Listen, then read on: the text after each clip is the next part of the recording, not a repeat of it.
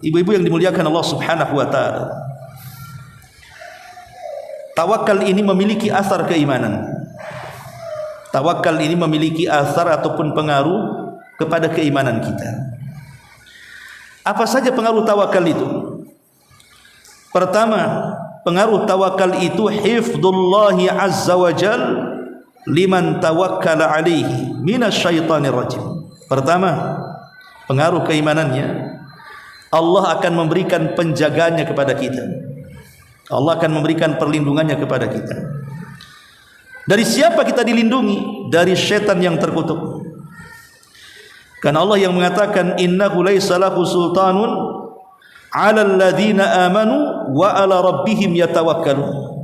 Sesungguhnya setan itu tidak akan bisa menguasai mereka orang-orang yang beriman dan orang-orang yang terhadap Rabb-nya bertawakal kepadanya. Lihat di sini Allah mengatakan setan tidak akan sanggup menguasai orang yang beriman dan orang-orang yang bertawakal kepada Allah Subhanahu wa taala. Artinya asar keimanannya bahwa tawakal itu mendatangkan perlindungan Allah dari setiap makar iblis, setan dan yang semacamnya kepada kita.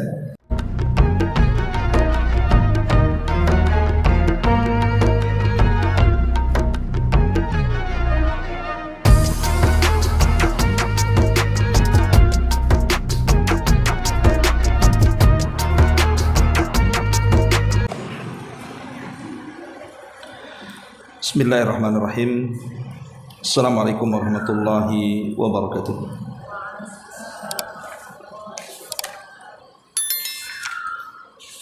Alhamdulillah. Alhamdulillahilladzi hadana lihadza wa ma kunna linahtadiya laula an hadanallah. Asyhadu an la ilaha illallah wahdahu rabbi la syarika lah. Wa asyhadu anna Muhammadan abduhu wa rasuluhu alladzi la nabiyya ba'da, amma ba'du.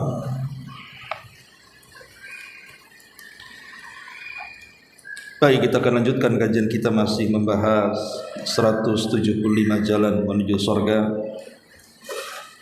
dan kita masuk pada poin ke 34 halaman 85. Allah akan memberikan kecukupan dan kepentingannya pada urusan dunia dan akhirat. Baik, kita baca matanya baru kita jelaskan. Di sini Rasulullah sallallahu alaihi wasallam bersabda dalam sebuah hadis yang dikeluarkan Imam Ibnu As-Sunni, dan hadis ini disahihkan oleh Syekh atau Imam Syu'aib dan juga Abdul Qadir Al-Arnaud dalam tahqiq kitab Zadul Ma'ad. Nabi sallallahu alaihi wasallam bersabda, "Man qala idza asbaha wa idza amsa hasbiyallahu la ilaha illahu alaihi tawakkaltu wa huwa rabbul arshil azim sab'a marratin kafahullahu ma ahammahu min amri dunya wal akhirah." Barang siapa yang pada setiap hari ketika memasuki waktu pagi dan petang hari dia pun mengucapkan kalimat hasbunallah, cukuplah bagiku Allah, la ilaha illahu, yang tidak ada sesembahan yang berhak disembah kecuali Dia, alaihi tawakkaltu, hanya kepada Allah lah aku bertawakal, wa huwa rabbul arshil azim, dan Dialah Rabb yang memiliki arsy yang sangat besar atau agung. 7 kali dibaca, maka faedahnya kafahullahu ma ahammahu min amri dunya wal akhirah, maka Allah akan memberikan kepadanya kecukupan dalam kepentingannya, baik urusan dunia dan akhiratnya. Baik ma'asyiral muslimat yang dimuliakan Allah Azza wa Jalla, hadis ini menjelaskan kepada kita sebuah zikir yang sangat dianjurkan dibaca di pagi dan petang hari.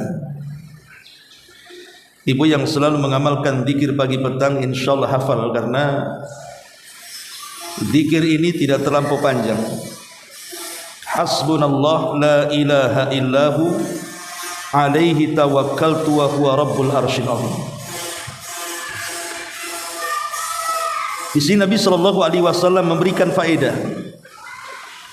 Siapa yang bisa membaca zikir pagi petang ini sebanyak 7 kali di pagi hari dan 7 kali di petang hari, maka Allah Subhanahu wa taala akan memberikan kecukupan. Artinya Allah Subhanahu wa taala akan memberikan penjagaan kepadanya dan pemeliharaan dalam hidupnya, sehingga kepentingan dunia dan akhiratnya bisa diuraikan bila terjadi banyak masalah dalam kehidupannya. Ma'asyiral muslimat yang dimuliakan Allah Azza wa Jalla, tidak syak lagi manusia ini kan setiap hari pasti mengalami banyak kesulitan. Ada saja kesulitan yang akan kita dapati, baik di siang hari atau di malam hari. Lah terkadang beberapa kesulitan yang kita hadapi itu terkadang susah diuraikan, susah kemudian kita mencari jalan keluarnya. Tentu bukan berarti setiap kesulitan tidak ada jalan keluarnya, ada jalan keluarnya. Tapi terkadang otak kita buntu untuk menguraikannya. Lah di sini Nabi sallallahu alaihi wasallam mengajarkan doa yang sangat pendek dan singkat yang bisa banyak menguraikan masalah kehidupan kita. Karena memang makna daripada doa ini luar biasa.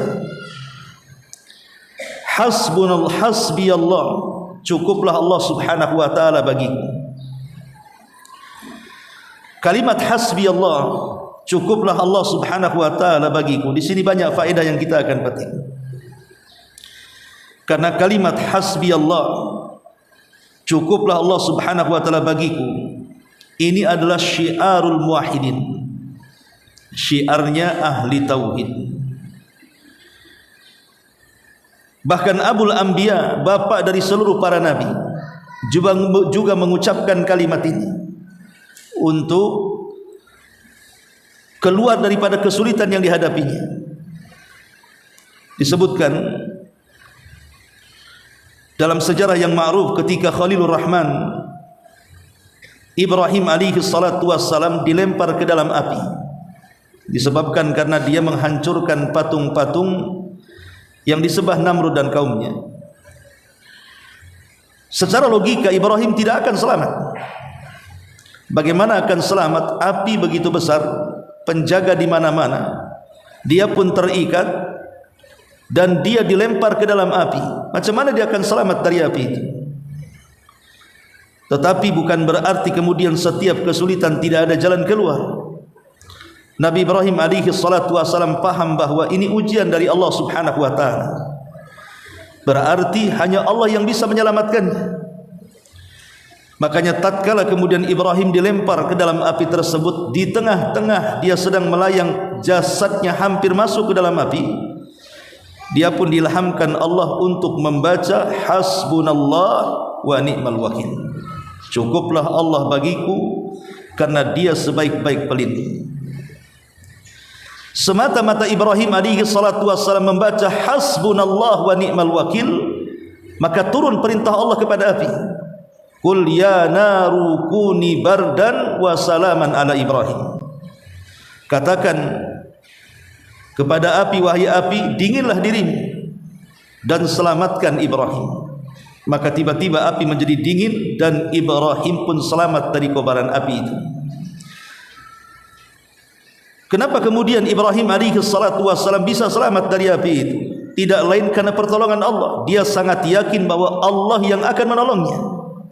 Makanya dia mengatakan hasbunallah, cukuplah Allah sebagai pelindung. Kalau ibu menjadikan Allah sebagai pelindung, maka tidak ada yang bisa mencelakakan ibu. Tapi kalau ibu menjadikan makhluk sebagai pelindung, sekuat apapun makhluk terkadang meleset perlindungannya. Makanya di sini kalimat hasbunallah bukan kalimat biasa, tapi kalimat syiarul muwahhidin, syiarnya orang-orang yang bertauhid. Dicontohkan dengan Nabi Ibrahim alaihi salatu wassalam, dan juga dicontohkan oleh Nabi kita Muhammad sallallahu alaihi wasallam. Karena saat Nabi SAW terjadi kekalahan di perang Uhud, dan itu pukulan telak kepada kaum muslimin, bisa saja kekalahan ini menjadikan don hati kaum muslimin sehingga lemah hati-hati mereka menghadap musuh. Baru saja mengalami kekalahan dan mereka baru istirahat.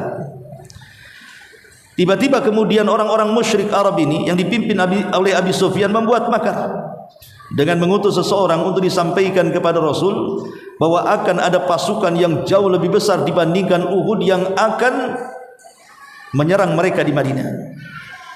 Tapi mendengar hal itu, Nabi SAW hanya bisa mengucapkan hasbunallah wa ni'mal wakil. Cukuplah Allah bagi kami, karena dialah sebaik-baik pelindung. Ketika Nabi SAW mengucapkan kalimat itu dan didengar para sahabat, maka para sahabat menjadi bangkit imannya, fazaduhum imanan, maka iman mereka bertambah. Ketika dikatakan innan nasa qad jama'u lakum fahsyauhum fazaduhum imanan wa qalu hasbunallah wa ni'mal wakil. Ketika ada kabar kepada Nabi SAW, innan nas, sesungguhnya manusia, qad jama'u lakum, mereka sudah berkumpul, maksudnya orang-orang kafir Quraisy, fahsyauhum, takutlah kepada mereka. Tapi justru ancaman itu membuat iman para sahabat bertambah, dan mereka pun semangat mengucapkan kalimat hasbunallah wa ni'mal wakil.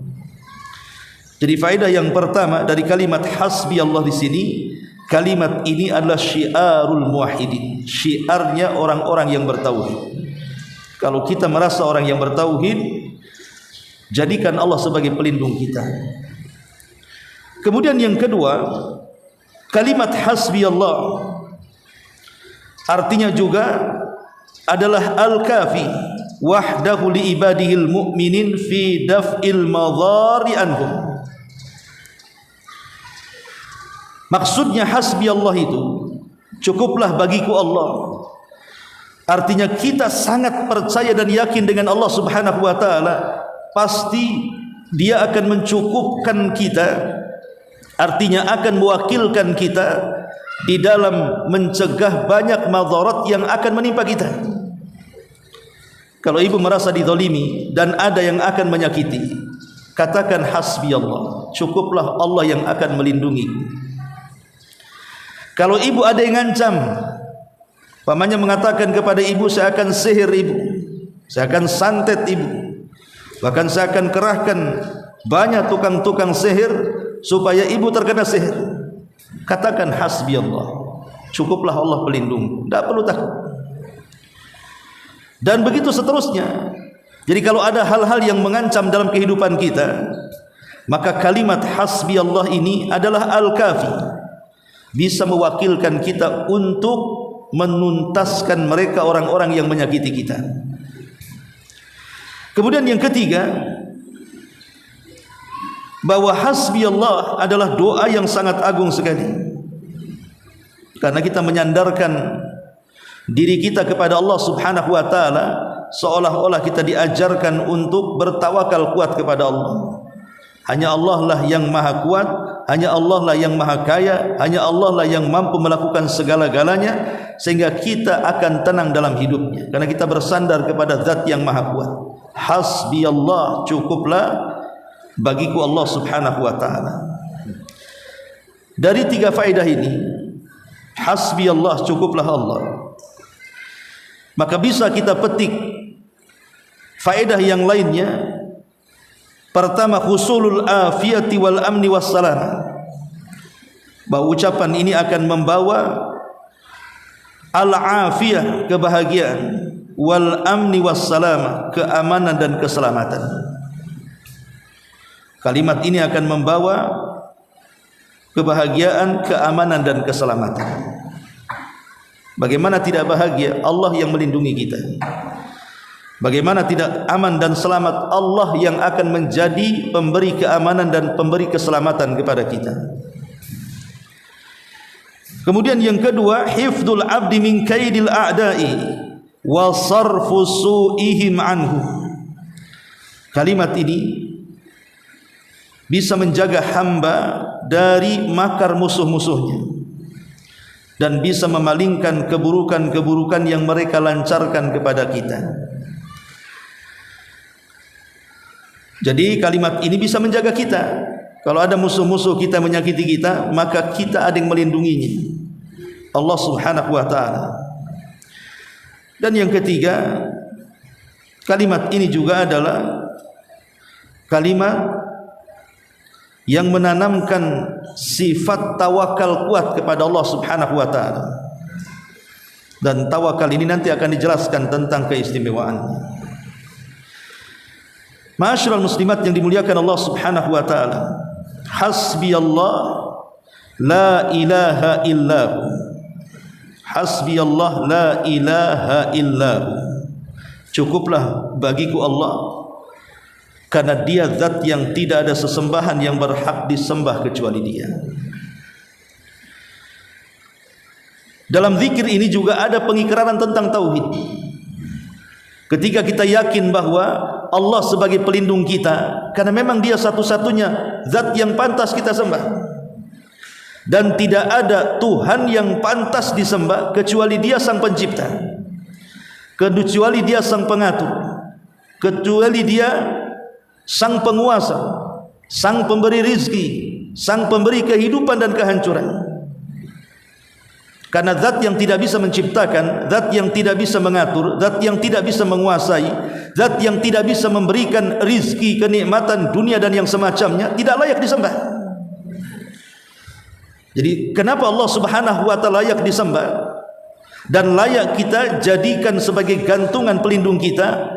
Karena memang Dia zat yang menciptakan kita, yang mengatur kita, yang menguasai kita, yang menghidupkan, mematikan, memberikan rezeki dan begitu seterusnya.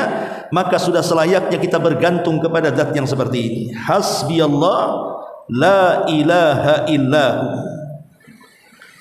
alaihi tawakkaltu. Kepada Dialah, maksudnya kepada zat yang satu yang pantas disembah itu, kita mengaitkan hati kita hanya kepadanya, bertawakal kepada Allah Subhanahu wa ta'ala. Ma'asyiral muslimat yang dimuliakan Allah Azza wa Jalla, tawakal itu artinya mengaitkan hati dengan Allah. Mengaitkan hati dengan Allah dengan penuh kejujuran dan prasangka baik serta kepercayaan bahwa Allah Subhanahu wa ta'ala bisa dijadikan sandaran. Itulah tawakal. Makanya tawakal itu menjadi sifat para nabi. Nuh alaihi salatu wassalam, ketika dia sudah hampir putus asa menghadapi kaumnya, bagaimana tidak, Nuh itu berdakwah bukan seminggu sekali, tapi siang malam. Inni da'autu qaumi laila wa nahara. Aku berdakwah kepada kaumku itu siang dan malam. Bayangkan Nabi seperti apa ini, berdakwah siang malam. Lah kaumnya ini kalau didakwahi Nuh alaihi salatu wassalam, itu jari-jari mereka dimasukkan ke lubang telinga, enggak mau dengar begitu. Belum lagi kemudian pakaiannya menutup mukanya. Itu setiap Nuh berdakwah, kaumnya melakukan hal yang seperti itu. Siapa yang tahan menjadi seorang dai menceramahi orang yang menutup telinganya dengan ujung jarinya? Saya kira kalau dai-dai hari ini resign jadi dai dia. Kalau seandainya kita menghadapi umat yang seperti itu, lihat kesabaran Nuh alaihi salatu wassalam. Tapi dia hampir putus asa, sehingga kemudian dijelaskan dalam surah As-Saffat ayat 75, walaqad nadana nuhun fala ni'mal mujibun wa najjaynahu wa ahlahu minal karbil azim. Dan sungguh Nuh telah memanggil aku, kata Allah, berdoa kepadaku, maka sesungguhnya senikmat-nikmat manusia adalah manusia yang diijabah oleh Allah Subhanahu wa ta'ala doa-doanya. Maka kami selamatkan Nuh dan keluarganya dari kesulitan yang sangat besar. Ketika Allah Subhanahu wa taala mengatakan wa najjaynahu wa ahla, kami selamatkan Nuh dan juga keluarganya yang beriman tentunya dari kesulitan yang sangat besar. Itu sebelumnya Nuh berdoa kepada Allah. Artinya Nuh berdoa kepada Allah itu maksudnya menghubungkan hatinya dengan Allah Subhanahu wa taala. Dia serahkan urusannya kepada Allah. Aku sudah tidak sanggup lagi menghadapi kaumku. Aku serahkan urusan ini kepadamu ya Rabb. Makanya dia mengatakan, Rabbi inni maglubun fantasir. Ya Allah, aku hampir terkalahkan dengan kaumku, tolonglah aku. Lah ketika itulah maka Nuh alaihi salatu wasallam ditolong oleh Allah. Ini menunjukkan bahwa seorang nabi selevel Nuh alaihi salatu wasallam mengajarkan kepada kita sifat tawakal. Di saat-saat kita ini sedang kesulitan, maka kaitkan hati dengan Allah Subhanahu wa taala, karena hanya Allah yang bisa mengangkat kesulitan kita. Kemudian juga Nabi Musa, kaumnya Musa alaihi salatu wassalam, Bani Israel saat dikejar oleh Fir'aun, kemudian Musa kepepet dengan lautan, serba salah. Di depannya lautan yang terbentang, sementara di belakangnya tentara Fir'aun yang sudah mengepungnya. Dan Bani Israel ini, mereka bukan para pejuang, bukan para tentara. Dulunya mereka adalah mantan budak kaum Qibti. Mereka ketakutan ketika melihat Fir'aun dan bala tentara yang sudah mengepungnya, sehingga mereka mengatakan innala mudrakun, wahai Musa, mereka sudah mengepung kita, ini macam mana caranya kita bebas gitu. Sementara di hadapan kita ada laut yang terbentang, maju salah, mundur apalagi. Tapi Nabi Musa alaihi salatu wasallam menenangkan mereka, mengajarkan sifat tawakal dan mengatakan inna ma'iya rabbi sayahdin. Ingat, kebersamaan kita dengan Allah, pasti Allah akan carikan jalannya. Musa mengatakan, ingatlah, kalau kalian yakin dengan Allah Tuhan kalian, kalau kalian percaya dengan Allah Rabb kalian, tak mungkin Allah membiarkan kita, pasti Allah akan carikan jalan keluarnya.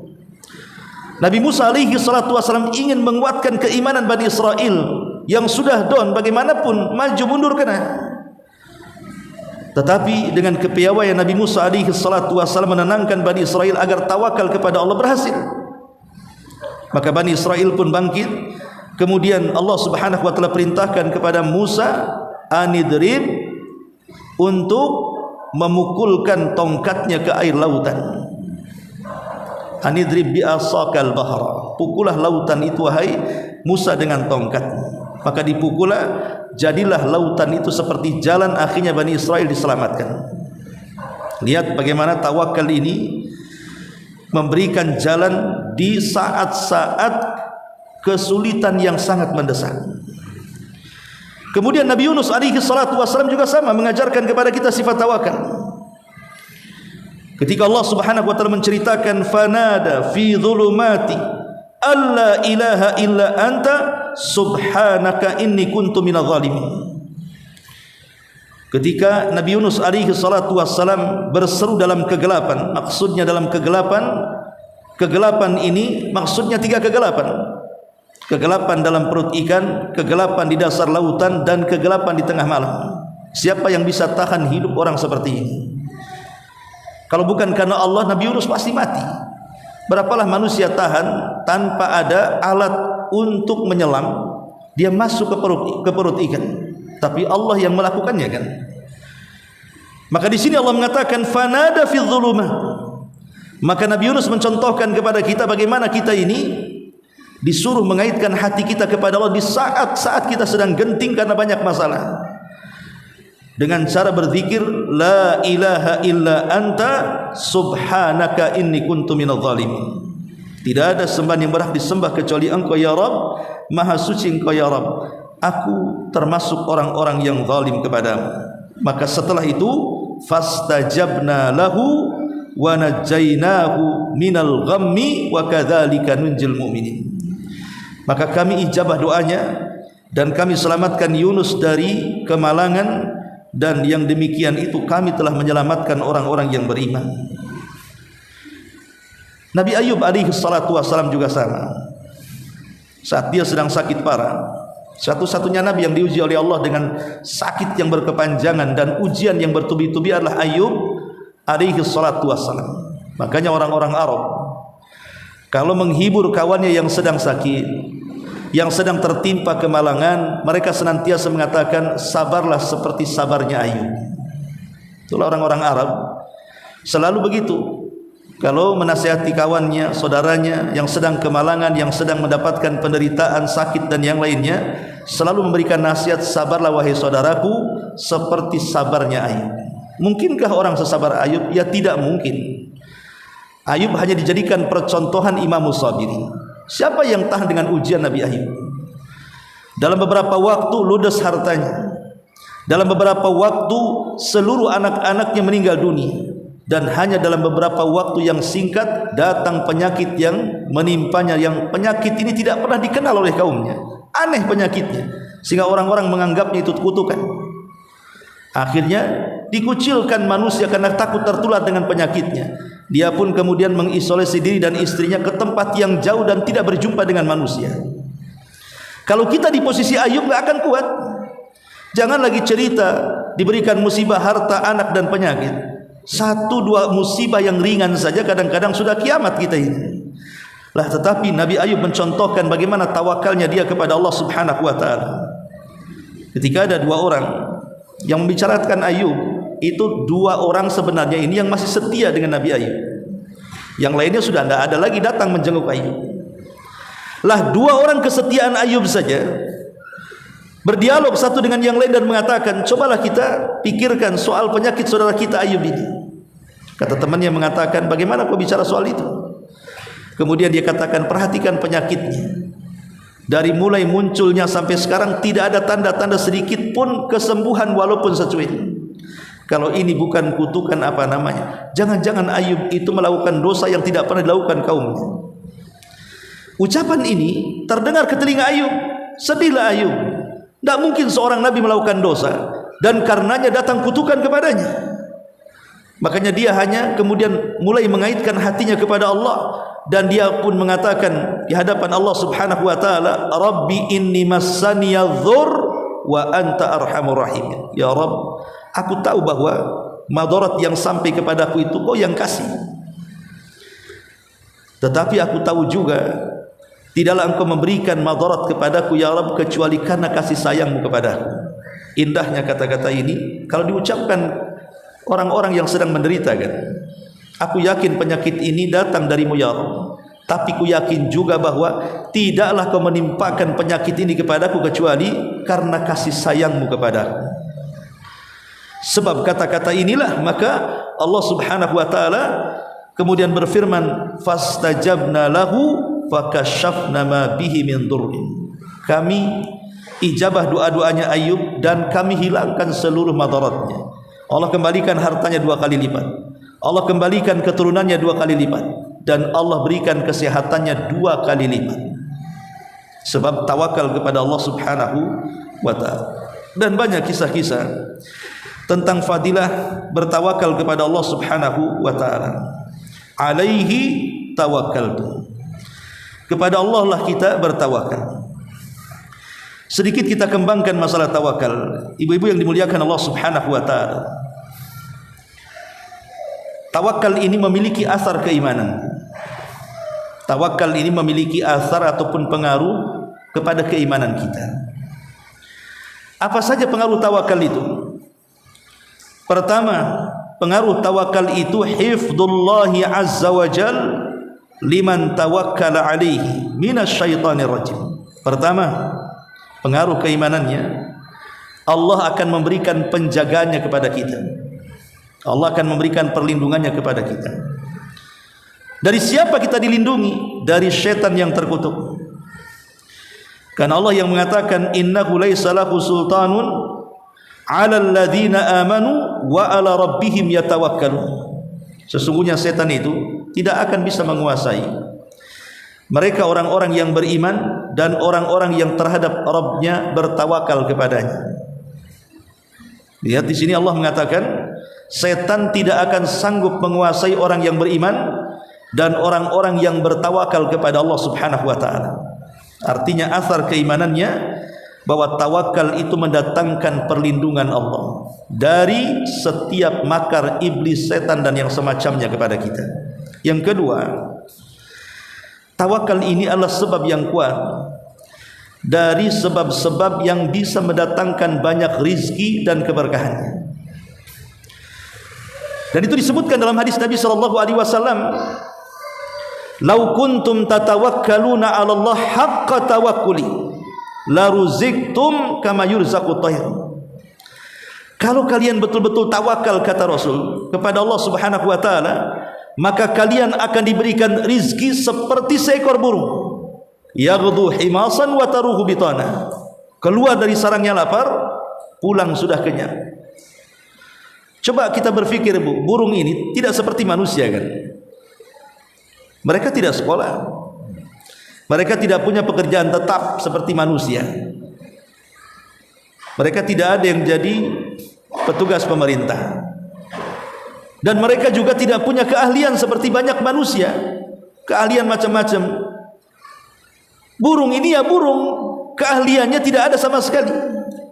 Dia hanya mengikuti insting yang diilhamkan Allah kepadanya. Dia berusaha keluar dari sarangnya, mencari sebab, mencari makanan. Nanti di tengah jalan Allah perlihatkan makanannya. Dengan cara apa? Allah berikan penglihatan tajam yang tidak mampu dilihat manusia. Terkadang manusia tidak tahu bahwa ada makanan burung di samping telapak kaki dia. Tapi burung yang di atas sana bisa tahu dia. Oh, itu makanan saya di situ. Padahal manusia yang di samping makanannya tidak tahu kalau di situ ada makanannya. Lah siapa yang mengilhamkan kemudian pandangan burung langsung terfokus kepada makanannya, kemudian langsung mengambil makanannya? Kalau bukan Allah, siapa lagi? Lah begitulah Allah Subhanahu wa taala menjanjikan kepada orang yang bertawakal akan diberikan rizki seperti burung dihantarkan ke tempat rizkinya. Ini yang kedua, asar keimanannya. Tawakal ini menjadikan sebab datangnya rizki. Yang ketiga, bahwa di antara asar keimanan atau pengaruh keimanan tawakal, kafahullahu wa hama. Allah akan menjaganya, Allah akan memberikan perlindungan kepadanya, sebagaimana Allah mengatakan dalam surah At-Talaq ayat 3, "Wa man yatawakkal 'ala Allah fa huwa hasbuh." Barang siapa yang bertawakal kepada Allah, maka cukuplah Allah sebagai pelindungnya. Ma'asyiral muslimat yang dimuliakan Allah Subhanahu wa taala. Kemudian apa lagi? Yang keempat, tuma'ninatun nafsi, wartiyaqul qalbi wa tardul hammi. Tawakal ini mendatangkan ketenangan jiwa, kejernihan hati, dan mampu menghilangkan setiap kebingungan, kesedihan, dan kegundahan dalam jiwanya. Makanya sering saya katakan, kenapa tawakal membawa ketenangan kepada kita dalam hidup kita, bahkan kebahagiaan? Karena kita bersandar kepada Rabb yang mampu mengijabah setiap doa dan permintaan kita, dan mampu melindungi dari setiap kezaliman yang akan menzalimi kita. Makanya kita tenang hidup kita dengan bertawakal kepada Allah Azza wa Jalla. Bahkan lebih daripada itu, di antara asar keimanannya, tawakal ini mewariskan mahabbatullahi azza wa jal lil abdi, kecintaan Allah kepada hamba-hambanya, sebagaimana Allah mengatakan dalam surah Al-Imran 159, "Fatawakkal 'ala Allah, innallaha yuhibbul mutawakkilin." Bertawakallah kepada Allah, karena Allah Subhanahu wa taala cinta terhadap orang-orang yang bertawakal. Lihat, tawakal ini sebab kecintaan Allah kepada kita. Kemudian juga tawakal juga yurithu quwwatal qalbi, bisa mewariskan kekuatan hati. Wa syaja'atuhu wa thabatuhu wa sabru wa tahammul. Bukan hanya menguatkan hati, akan menumbuhkan keberanian, akan menumbuhkan ketetapan dan kesabaran. Itulah buah tawakal. Bagaimana tidak kuat hatinya, ada zat yang melindunginya. Bagaimana tidak berani dalam hidupnya, ada zat yang menolongnya. Bagaimana tidak tetap hatinya, ada zat yang menetapkan hatinya. Bagaimana tidak sabar, ada zat yang terus membuahkan kesabaran dalam hatinya, Allah Subhanahu wa taala. Makanya kemudian tawakal ini juga di antara asar keimanannya, menguatkan hati, menumbuhkan keberanian, menetapkan istiqamah, dan juga kesabaran yang luar biasa. Tawakal juga di antara faedahnya atau asar keimanannya, a'zamu asbab lidaf'is sihri wal hasadi wal ain. Sebesar-besarnya sebab bisa mencegah sihir, hasad dan penyakit mata. Tawakal ini juga di antara sebesar-besarnya sebab seseorang terhindar dari sihir, terhindar dari hasad dan terhindar dari penyakit mata. Dan lebih daripada itu tentu sebab orang masuk surga dengan mudah adalah bertawakal kepada Allah Subhanahu wa taala. Karena ketika Nabi SAW mengatakan di antara umatnya ada 70.000 yang masuk surga tanpa hisab dan azab, apa kata Rasul? Mereka adalah orang-orang yang tidak minta diruqyah, orang yang tidak minta dikai, dan orang yang senantiasa tidak tatayur, dan yang terakhir puncaknya adalah dan mereka orang-orang yang bertawakal. Lah, kesemuaannya ini intinya adalah mengaitkan hati dengan Allah. Kata Nabi SAW, orang yang memiliki sifat ini maka mereka akan dimasukkan ke dalam surga tanpa hisab dan azab. Sampai-sampai ada seorang sahabat namanya Ukasha bin Mihsan, saking senangnya dia mengatakan, ya Rasulullah, doakan aku termasuk 70.000 itu. Maka Rasul mengatakan, baik, akan aku doakan engkau termasuk yang 70.000 itu. Tiba-tiba berbangkit satu orang lagi dan mengatakan, saya juga wahai Rasul. Kata Rasul mengatakan, sabaqaka biha Ukasha. Oh, tidak bisa, Ukasha sudah mendahului kamu. Kenapa Rasul mengatakan seperti itu? Ini adalah husnul ta'lim namanya. Rasul kalau mengajar itu dia tidak menyinggung perasaan orang. Sebab kalau Rasul mengatakan, oh kamu bukan termasuk yang 70.000, berarti seolah-olah Rasul akan mengatakan kau ini termasuk penghuni neraka. Atau kalau Rasul mengatakan, oh iya kamu juga seperti Ukasha, Rasul tahu yang berdiri itu bisa saja dia munafik. Sementara orang munafik, kalau Rasul katakan engkau termasuk kelompok itu, berarti dia masuk surga. Munafik tidak mungkin masuk surga. Jadi serba salah Rasul akan mengatakan. Makanya kemudian dengan bahasa halus, oh tidak bisa, Ukasha sudah mendahului kamu. Itu namanya husnul ta'lim, supaya tidak tersinggung hatinya. Dan itulah kebijakan Nabi SAW. Intinya, alaihi tawakkaltu, kita diajarkan untuk bertawakal. Wa huwa rabbul arsyil azim, dan dia adalah Rabb, pemilik arsy yang sangat agung. Arsy ini adalah makhluk yang pertama kali diciptakan oleh Allah Subhanahu wa taala. Walaupun menjadi khilaf para ulama tentang 3 makhluk, mana yang lebih utama diciptakan.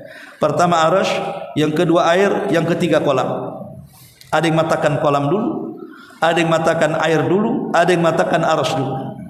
Tapi pendapat yang akrab wallahu alam, bahwa Allah menciptakan pertama arsy dulu. Kemudian setelah itu air, karena arsy di bawah air. Kemudian setelah itu kolam, dan Allah katakan catatlah segala sesuatu yang akan berlaku. Lah, arsy ini adalah makhluk yang sangat besar sekali, makhluk terbesar, bukan yang sangat besar, terbesar dari seluruh makhluk Allah Subhanahu wa taala. Untuk menunjukkan apa? Kebesaran Allah. Allah sanggup menciptakan makhluk sebesar arsy. Bayangkan ketika Rasul membandingkan antara langit dan bumi dan galaksi-galaksi yang lainnya, kalau disatukan kemudian dibandingkan dengan arsy, itu laksana cincin di tengah di padang pasir. Cincin yang diletakkan di tengah padang pasir. Cincin itu langit, bumi, dan juga seluruh alam semesta. Sementara padang pasir itu arsy-nya, saking besarnya. Lalu siapa yang menciptakannya? Allahu Akbar. Allah tentu lebih besar dibandingkan arsy-nya. Nah, setelah Nabi SAW mengajarkan doa ini, maka Rasul mengatakan sab'a marratin. Ibu baca 7 kali saja. Kapan itu? Ya di waktu pagi. Kapan waktu pagi? Ya setelah subuh kita sudah mulai start itu. Setelah subuh kita boleh membacanya. Kemudian 7 kali juga di waktu petang. Maksudnya di sore hari, bisa pada asar, bisa pada maghrib, terserah kan itu. 7 kali. Kemudian Rasul tutup hadisnya, kafahullahu ma ahammahu min amri dunya wal akhirah. Allah akan memberikan kecukupan dalam kepentingan dunianya. Jadi menghadapi dunia ini ada saja jalan keluarnya. Itu makna kafahu. Allah mencukupkan itu maksudnya Allah memberikan banyak jalan keluar dari kesulitan dunianya. Pamannya ibu ada masalah dengan suami, karena sering baca doa ini, hanya sebentar saja akhirnya sudah tahu jalan keluar. Ada masalah dengan tetangga, ada yang masalah di perusahaan, ada masalah di teman-teman dan begitu seterusnya, maka orang yang selalu mendawamkan doa ini seolah-olah encer otaknya, bisa saja dia menyelesaikan masalah itu. Bukan hanya di dunia, wal akhirati, bahkan kesulitan di akhirat dia sanggup untuk terhindar dari kesulitan. Ma'asyiral muslimat yang dimuliakan Allah Subhanahu wa taala, dan ingat bahwa zikir pagi petang ini disebutkan oleh sebagian para ulama satu di antara 4 zikir. Kalau kita baca setiap hari, maka kita dianggap sebagai ahli zikir. Pertama, tidak meninggalkan doa pagi dan petang. Yang kedua, tidak pernah meninggalkan zikir setelah sholat wajib. Yang ketiga, tidak pernah meninggalkan zikir sebelum tidur.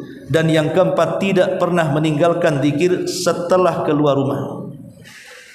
Siapa yang mendawamkan 4 zikir ini, zikir pagi petang, zikir ba'da salat, zikir sebelum tidur, dan zikir ketika keluar rumah, maka ibu dikatakan ahlu zikri, ahlinya berzikir. Karena ahli zikir itu bukan yang 24 jam ibu membaca zikir pagi, siang, malam, enggak. Itu namanya menyengsarakan diri. Syariat Islam itu tidak mungkin menyengsarakan umatnya. Cukuplah kita membaca 4 tempat zikir ini, maka kita dianggap ahlu zikir, ahlinya berzikir. Zikir pagi petang, zikir selepas sholat wajib yang 5 waktu, zikir sebelum tidur, dan zikir ketika kita keluar rumah. Bismillahi tawakkaltu ala Allah, la hawla wa la quwata illa billahil aliyyil azim. Ma'asyiral muslimat yang dimuliakan Allah Azza wa Jalla, inilah diantara faedah daripada riwayat ini, bahwa dalam riwayat ini Nabi menganjurkan kepada kita untuk melanggengkan doa ini, karena ini satu di antara jalan menuju surga yang dicatat oleh pengarang di dalam kitab 175 jalan menuju surga. Wallahu alam, saya kira satu bab saja sebelum saya tutup. Silakan kalau ada yang bertanya.